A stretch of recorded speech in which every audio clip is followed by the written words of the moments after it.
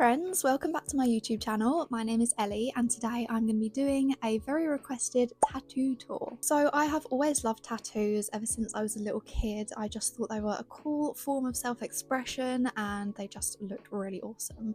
And a lot of band members that I liked also had them, so that was like a big inspiration for me growing up. I got my first tattoo when I was 19 years old and now I'm 25, so that is 6 years of being on this tattoo journey, and I've definitely learned a lot in that time, that's for sure. I'm gonna kick things off by starting on my left arm here. This is obviously the Deathly Hallows symbol from Harry Potter. This was my first ever tattoo that I got. I remember sitting in the back of English class in school drawing this symbol on my arm because I was absolutely obsessed with Harry Potter. I used to do marathons of the films all the time. I could quote the lines along with the film. For some reason I really wanted it facing me. That's just how I always drew it on my arm. Next is the second tattoo I ever got, which is this yin-yang sign. It is here on the inside of my left arm, and this is actually matching with my dad. We really loved the meaning behind this symbol, which is basically balance. So you can't have good without bad, light without dark. It all has to fall in harmony. The next tattoo I'm going to show you was my third ever tattoo, and it is on the inside of my left rib cage, just here.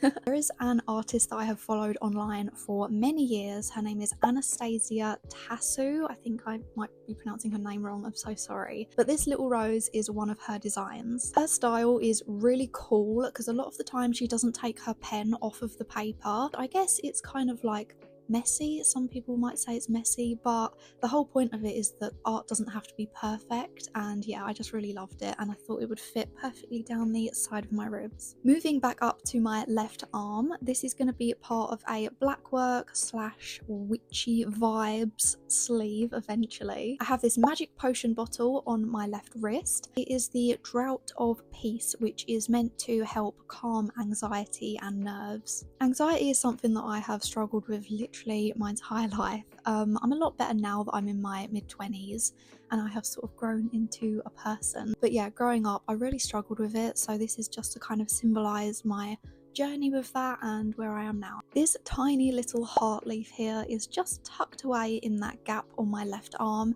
and this is my first and only festival tattoo. This was done this year at Vegan Camp Out by Ashley Luca, and this to me symbolises my journey through veganism. I have been vegan for 4 years now, and yeah, I absolutely love it and wouldn't change it for the world. I actually really want to get another festival tattoo, so next year at Download I think I'm going to take the leap and grab one. Next up, I have my crow skull on the back of my left forearm here. It's surrounded by flowers, leaves and cobwebs, so it's giving spooky wooky vibes, which I love. It's exactly what I was going for, and this is kind of the vibe that I want this whole sleeve to end up as. Now I'm going to move over to my right arm and show you guys my big old dreamcatcher tattoo. So this was the first big colour tattoo that I ever got. It took 4 hours, I believe. Throughout my childhood I actually used to collect dream catchers, and my mum used to tell me that when they hang above your bed they collect your bad dreams or nightmares. When I was a teenager and I started looking for future possible tattoo designs, I came across this design on Tumblr. Some of you elder emos might remember this. This is the Flower of Life, also known as the Bring Me the Horizon Sempiternal album artwork, and it's inside of this really nice dream catcher. When I came across this design, I absolutely fell in love and I was like, yes, I absolutely want that. But I was advised by my tattoo artist that my arm might be a little bit too small to fit all these fine lines and details in. So in the end, I just decided to go with a plain dream catcher minus the Flower of Life.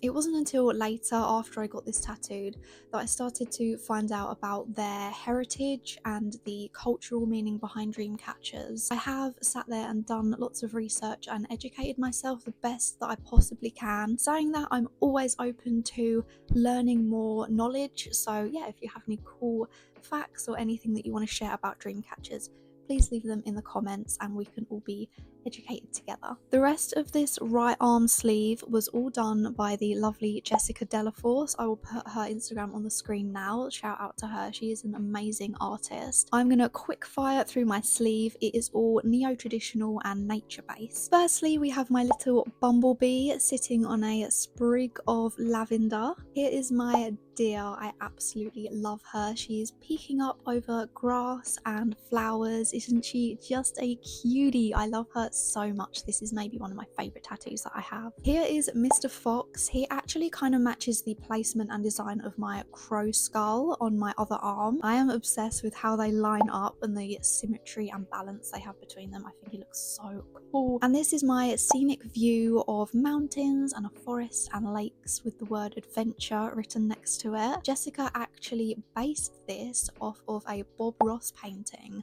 I believe it's called Mountain Reflections, I think. Of course, we had to add an autumnal piece to my nature sleeve, so here is my acorns with fall coloured leaves. I feel like just looking at this, I can hear the sound of like crispy autumn leaves as you step over them. I absolutely love it. Here is Mrs. Robin sitting on a holly leaf with holly berries around her. This is a very Christmassy, wintry kind of tattoo. I really wanted to include all the seasons on my sleeve. And lastly, on the back of my arm, there is a tiny little mouse hidden in some brambles with raspberries and blackberries next to it. This now leads on to my sternum / ribs tattoo, which was also done by Jessica. I have always known that I wanted fern leaves on my ribs because I absolutely love the shape of them. I also love the shape of Luna moths, but in real life they're like this bright greeny blue colour, which is very lovely, but I wasn't too much of a fan of it for my main sternum tattoo right there. So Jessica came up with this pinky coloured Luna moth, which I absolutely love, with these grey blue flowers next to it. This tattoo probably took the longest out of all my tattoos. It took about 9 hours, I believe. Moving down my body, I have True Love tattooed across my legs just above my knees. Now these tattoos have quite a deep personal meaning, so my granddad had the words True Love tattooed across his knuckles, and I knew I always wanted words just above my knees, and I thought the words true and love would just fit perfectly, and every time I look at them it reminds me of him. Moving down my left leg at the bottom, just on the outside of my ankle, I have this tiny little daisy tattoo. Now this was matching with my best friend from school. We went to go and get it together. However, hers actually ended up with a little blowout and she wasn't quite happy with how it turned out. So she had hers covered with a bigger bunch of flowers, but originally it was meant to symbolise us when we were in school.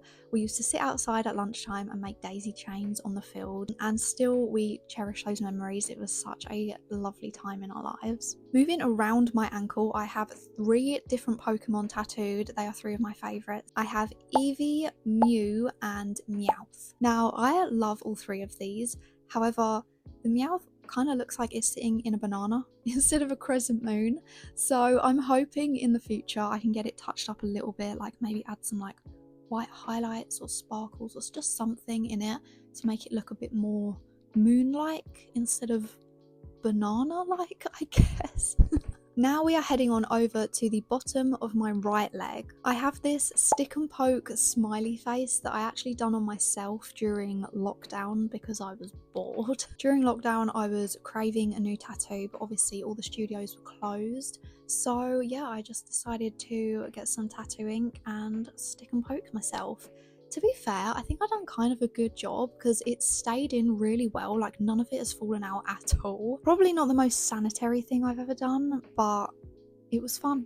And lastly, we come to my most recent tattoo. This is on the outside of my right leg. This was done by the lovely Amia Town. I'm going to put her Instagram on the screen now as well. So I'm a really big Skyrim player. I love the game a lot.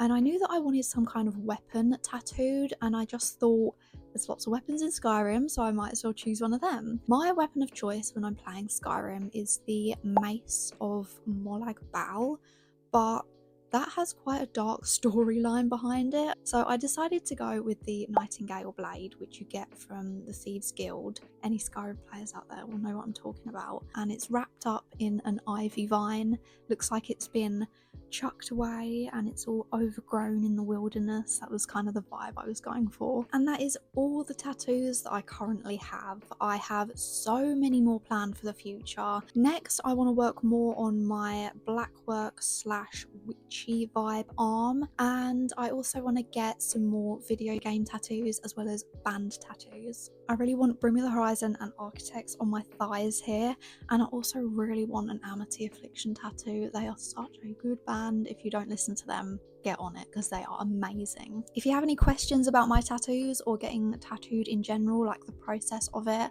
please feel free to leave any questions in the comments section. I will happily answer them to the best of my knowledge. I hope you enjoyed my tattoo tour. I feel like I'll probably do another one of these in a few years' time when I'm a bit more heavily covered. It will be cool to look back on this actually and see how much I have grown. Thank you so much for watching this video. I really appreciate it. I'm still new to YouTube, so any likes or subscribes or comments or anything that you want to leave is really appreciated. I'm currently on the road to 1,000 subscribers. I currently have almost 600, so thank you guys, you are amazing, and yeah, I hope you would like to join me on my YouTube journey. Next week I'm going to be going to a couple of cool events. One is Tully's Halloween event and the other is a emo music event, and I'm going to be vlogging both of them, so stay tuned for that, and I hope you guys have a lovely day.